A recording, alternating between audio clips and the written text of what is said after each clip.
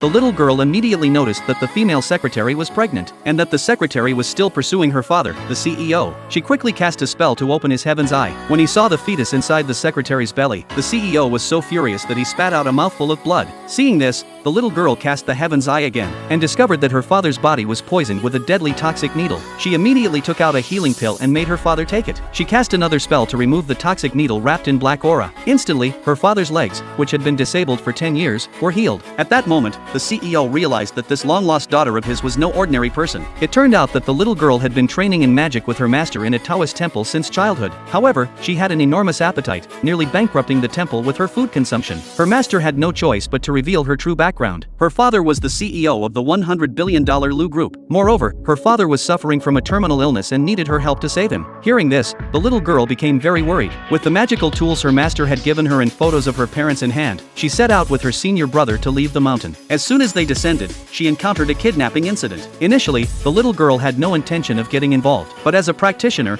she ultimately decided to save the person first. She quickly found the kidnappers' hideout, using the magical tools her master had given her to immobilize the kidnappers. Then she revealed her extraordinary abilities. Seeing this, the kidnappers panicked and fled. The little girl didn't know that the man she saved was the chairman of Lux Group. She hurriedly traveled to Lu's group to look for her father. Meanwhile, the CEO of Lu Group, who had been suffering from a long-term illness, was struggling to find a famous doctor to treat his condition when, suddenly, the little girl appeared in his office. Upon seeing him, she immediately ran over and shouted, "Dad, I finally found you." The CEO was confused and didn't understand what was going on. The little girl explained that she had come down from the mountain to save him. At this point, the female secretary chimed in, saying that even the best doctors couldn't cure the CEO's illness, and she didn't believe a little girl who was pretending to be mystical could help. The little girl immediately sealed the secretary's mouth with magic, silencing her. Then, sensing something was wrong with the medicine the secretary had brought, the little girl shouted that the medicine was poisoned. The secretary immediately accused the little girl of slandering her, and then coquettishly told the CEO that she would never harm him. The CEO also believed that the little girl was just causing trouble and asked her to leave. At this point, the little girl noticed that the secretary was pregnant. The secretary nervously denied it, saying she was not pregnant. The next second, the little girl used her magic to make her father open his heaven's eye. The CEO saw that, indeed, there was a fetus in the secretary's belly. He was confused about how this had happened. When the CEO's brother walked in, the secretary immediately ran into his arms. That's when the CEO realized that the secretary was carrying his brother's child, and that the earlier kidnapping of the chairman had been orchestrated by his brother, to use the chairman's life as leverage to force the CEO to transfer the company to him. Seeing that the CEO was unwilling to sign the transfer agreement, the brother arrogantly declared that the CEO had a terminal illness, and the company would eventually be his. The CEO, in turn, told his brother that the little girl was his daughter, and that when he died, the company would be handed down to her. This infuriated the brother. The brother had originally planned to teach the CEO and his daughter a lesson after the chairman passed away, but the next second, the kidnappers called him, telling him that the chairman had been rescued by a little girl. Upon hearing this, the brother immediately left with the secretary. The CEO thanked the little girl for helping him out. When the assistant was ordered to send the little girl away, the girl refused, declaring that the CEO was her father.